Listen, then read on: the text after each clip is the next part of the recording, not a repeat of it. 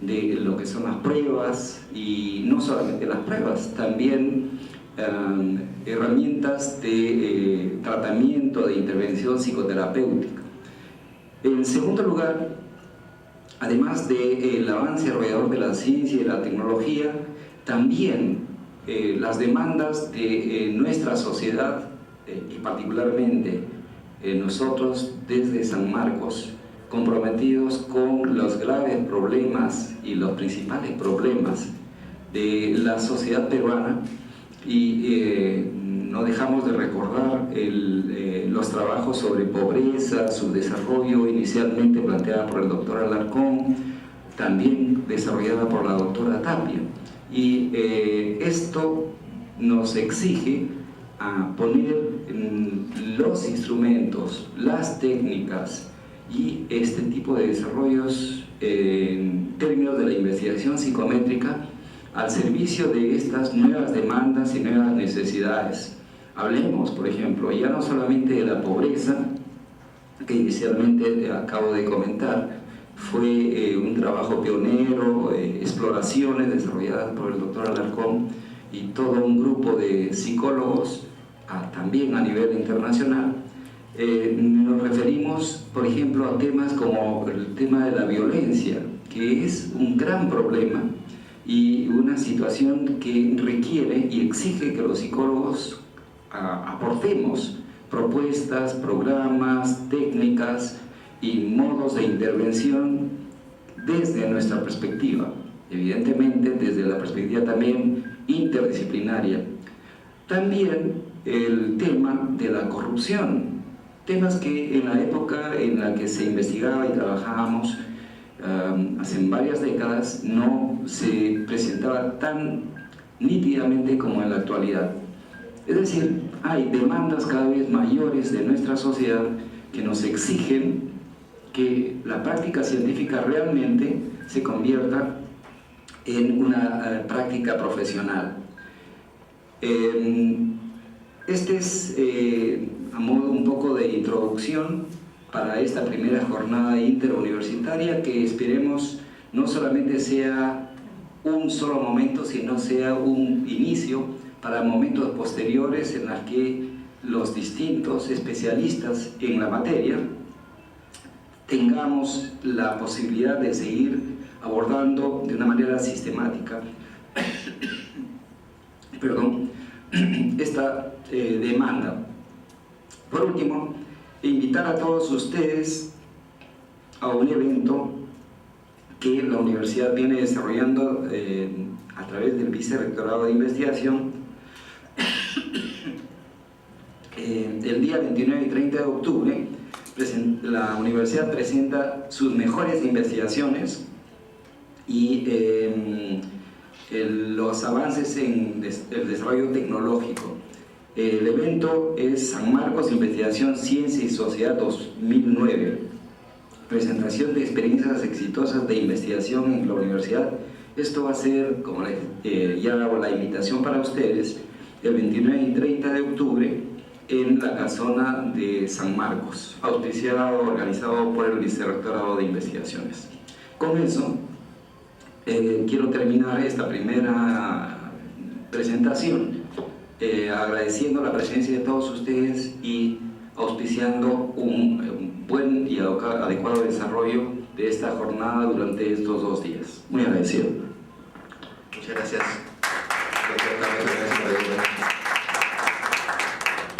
A continuación tenemos las palabras del magíster Alberto Quintana Peña, director de la Escuela Académico Profesional de Psicología. Bien, con la venia del decano, nuestros profesores eméritos, el doctor Alarcón, la doctora Violeta Tapia, los directores acá presentes, el doctor Arenas, la doctora Lupe García, y la jefa del Gabinete de Psicometría y Testoteca, y de todos ustedes. Permítanme decir algunas pequeñas palabras. No tengo la facilidad de palabra de acá del doctor Arenas, por eso que he escrito algunas ideas.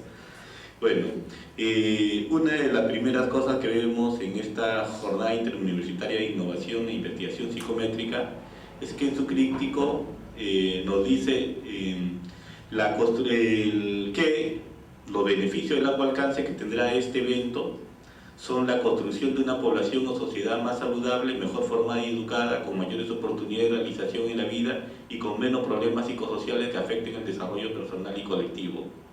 Lo primero que nos viene a la cabeza es que es obvio que ello no se logrará solamente porque los psicólogos afinemos nuestras estrategias o instrumentos de evaluación, sean estos técnica preventiva, registro de observación conductual o test u otros instrumentos de evaluación psicométricos, pues será necesario para que el psicólogo apoye el logro de estos fines, que no se reducen solo a la intervención del psicólogo, sino de muchos otros profesionales en la sociedad,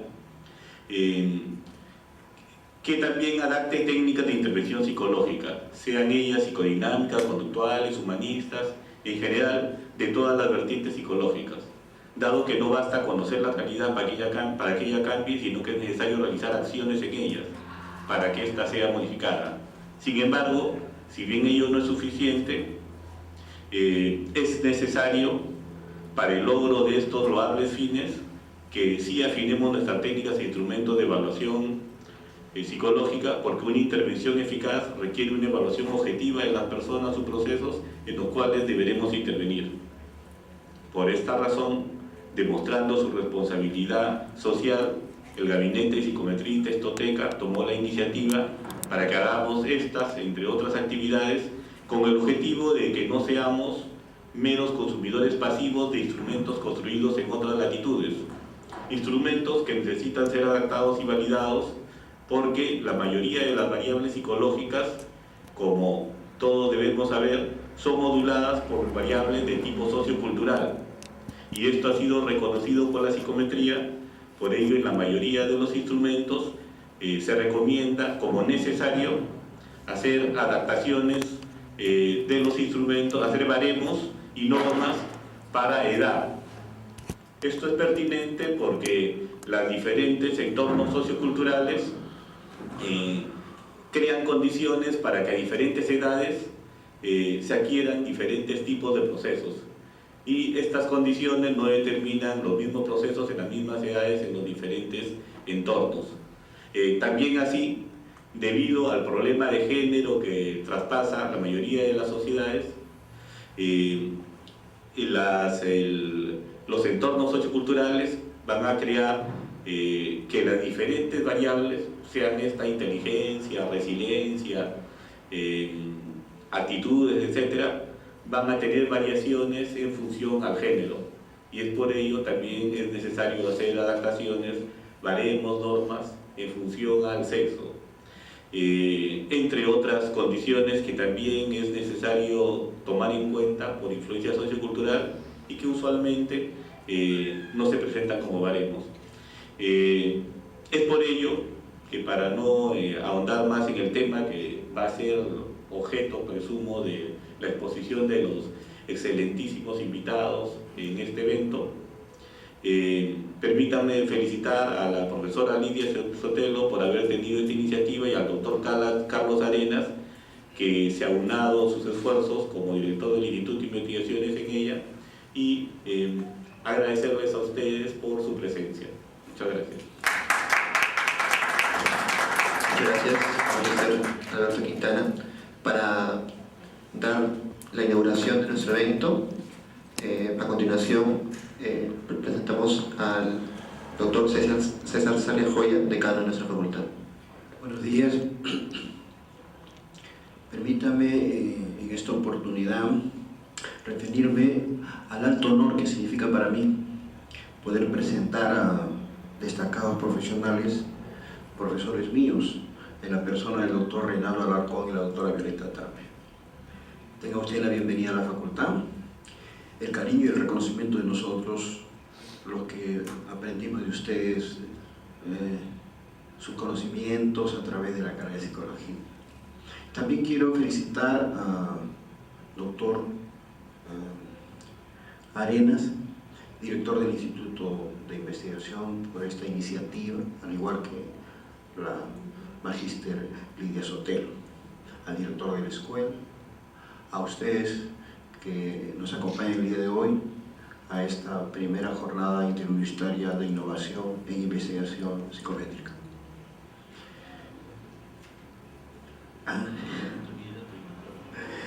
Gracias por recordarlo. He estado revisando la programación y en esta jornada pues nos lleva a plantearnos algunas interrogantes, ¿no? Temas como uso y abuso de la psicometría, temas como en qué medida la validación de los instrumentos, la estandarización que nos han hecho referencia son necesarios para el desarrollo de la psicología. De todas formas, estos son interrogantes que se van a presentar. Encuentro en uno de los temas aportes, ¿no?, del doctor Reinaldo Alarcón al desarrollo y fortalecimiento de la psicometría en el Perú.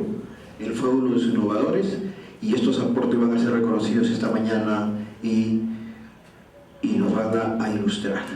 Bueno, pues damos por inaugurado esta primera jornada internacional de innovación e investigación en psicometría. Muchas gracias. Gracias, doctor César Carajoya. Y a continuación vamos a pasar con la conferencia magistral a cargo del doctor Reinaldo Alarcón Napurí, escala factorial de la felicidad de Lima.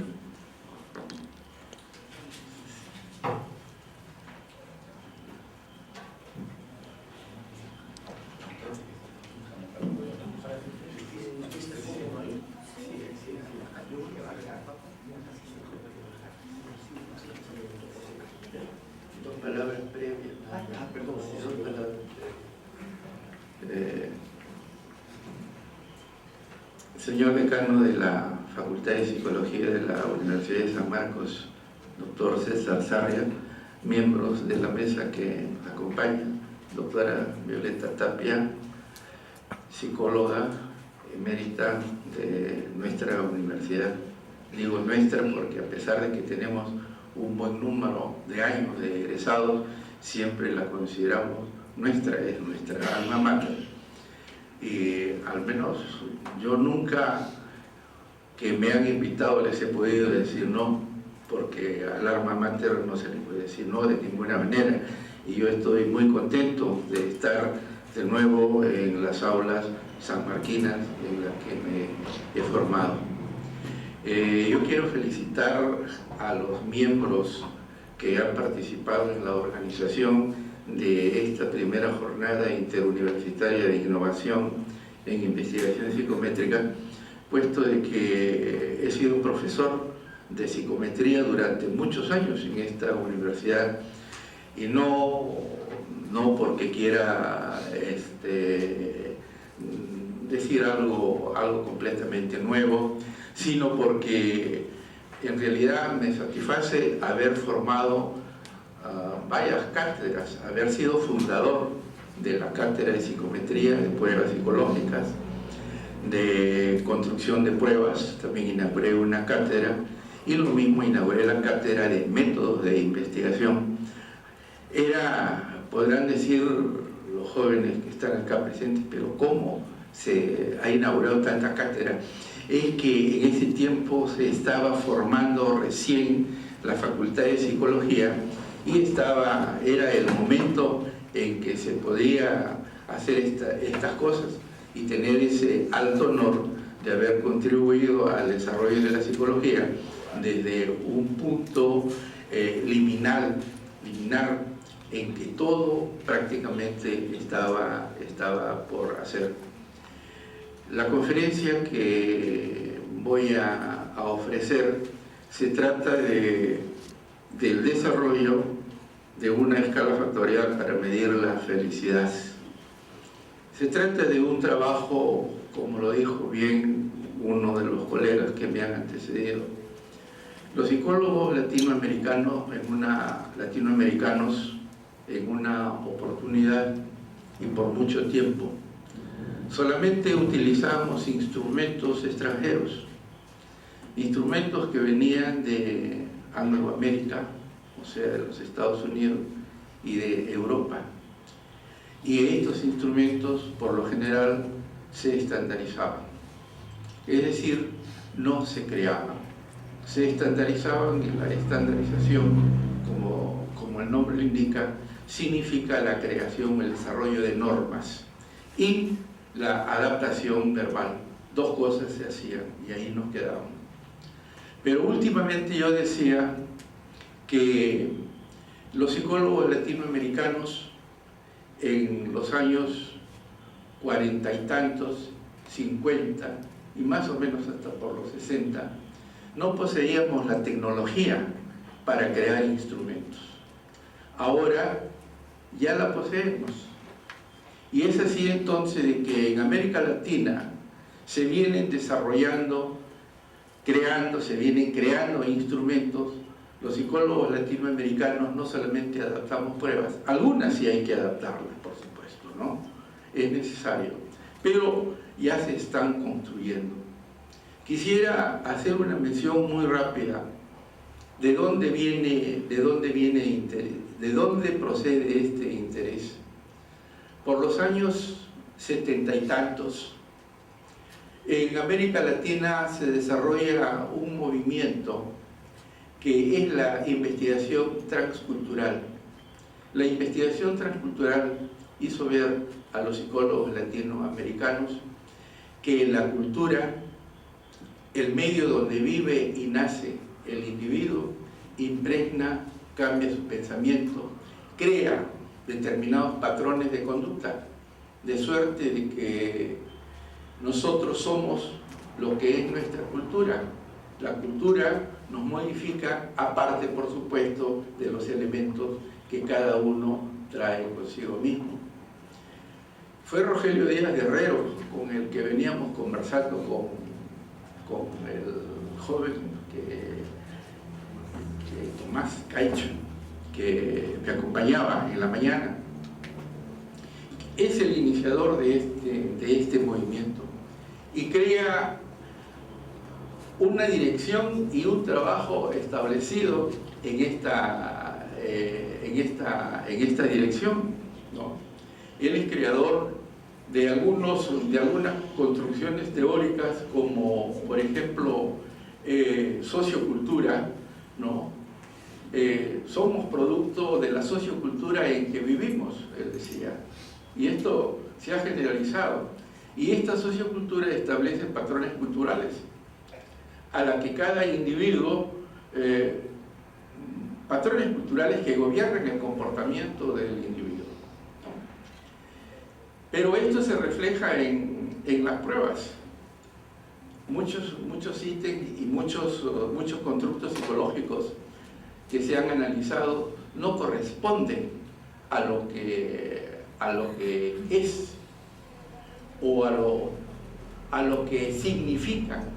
El significado cambia muy a menudo de sociocultura entre sociocultura, de una a otra. Entonces lo que se buscaba era determinar las constancias y las diferencias. Dentro de las diferentes culturas deben haber algunos parámetros, algunas constancias que se dan en todos los individuos. Y también hay diferencias. Lo que se trata en esta orientación, la investigación transcultural, era de establecer cuáles son las constancias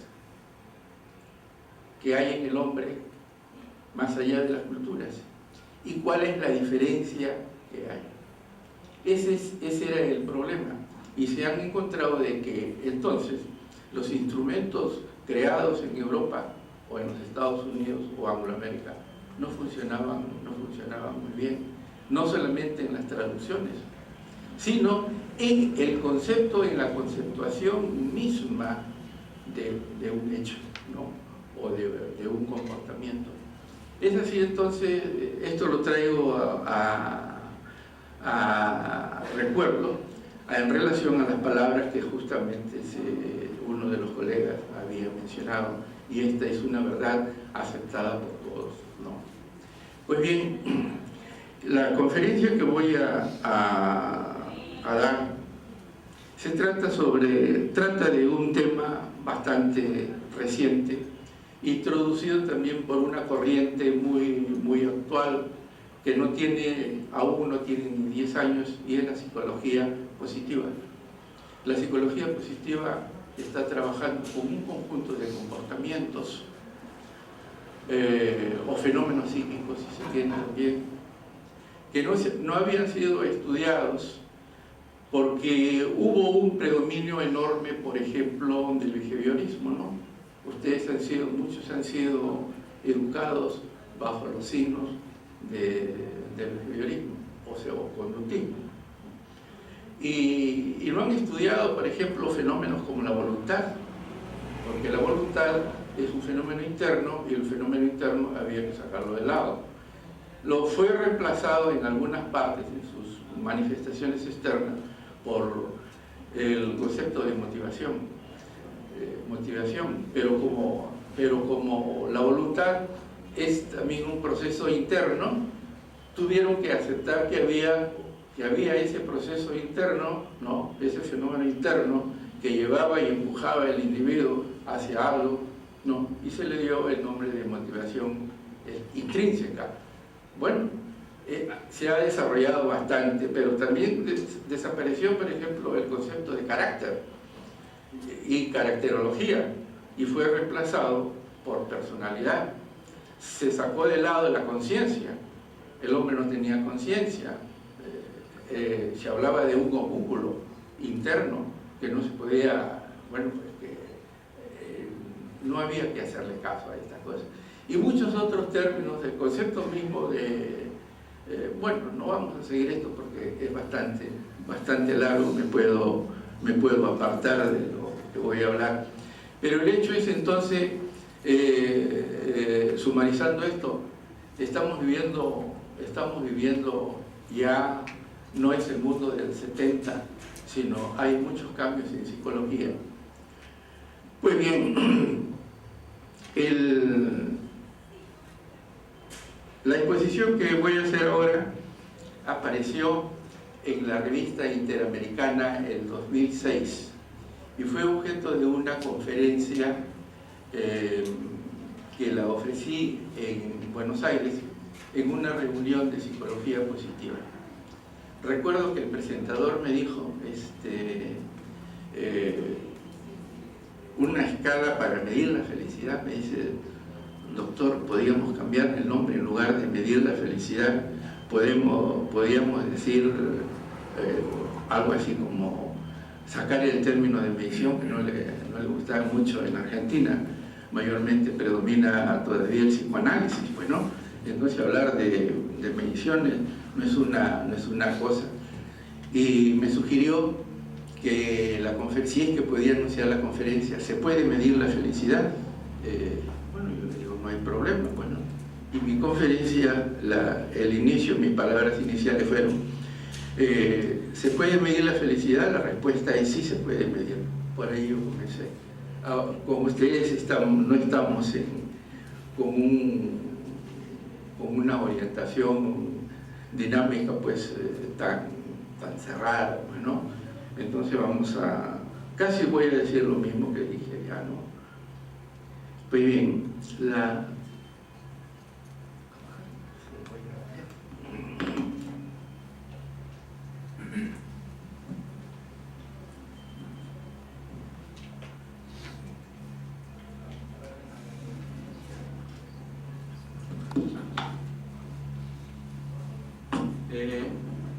pues bien,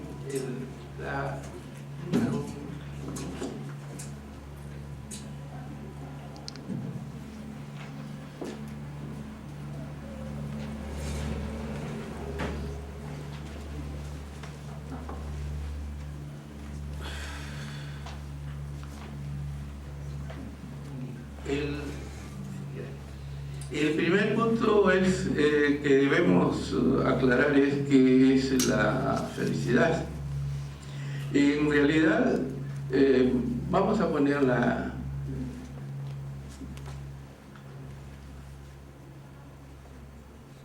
¿Qué es la felicidad desde el punto de vista psicológico, no?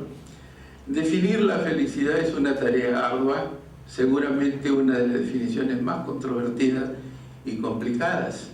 Desde el punto de vista psicológico, es el estudio del bienestar subjetivo y que parece un abordaje más sencillo, o si se quiere, más técnico para definirlo. Pero hablar de bienestar subjetivo, creo que el término subjetivo es el que corresponde, o el que está más cerca, porque la felicidad es un fenómeno interno, es una vivencia interna muy característica para cada individuo. Pero el concepto de bienestar es muy amplio. Algunos no dicen incluso bienestar subjetivo, porque es bastante obvio el concepto de subjetivo. Si no hablan, la felicidad la toman como sinónimo de bienestar. Pero en nuestro medio, justamente hablando de subculturas o de variedades culturales, cuando nos encontramos con una persona amiga en la calle y le decimos, ¿cómo estás? Y la persona nos dice, estoy bien. La respuesta bien no significa que la persona es feliz. Nos está diciendo que está bien. Un amigo médico me dijo, la respuesta que te está dando es que está bien de salud.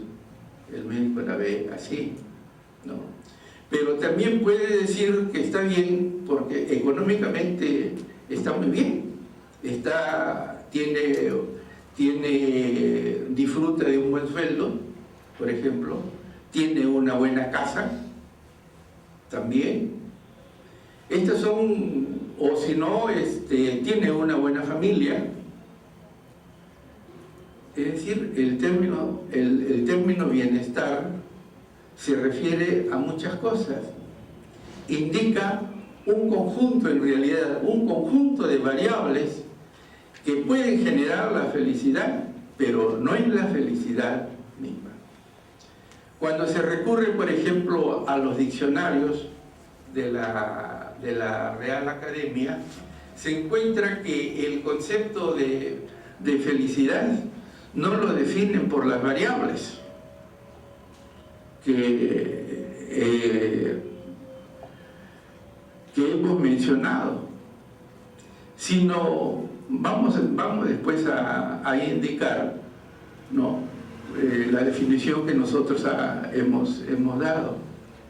Seligman ha ofrecido una definición temporal de la verdad que ciertamente es bastante importante. Dice, por ejemplo, de que estar feliz es estar bien con su pasado. O sea,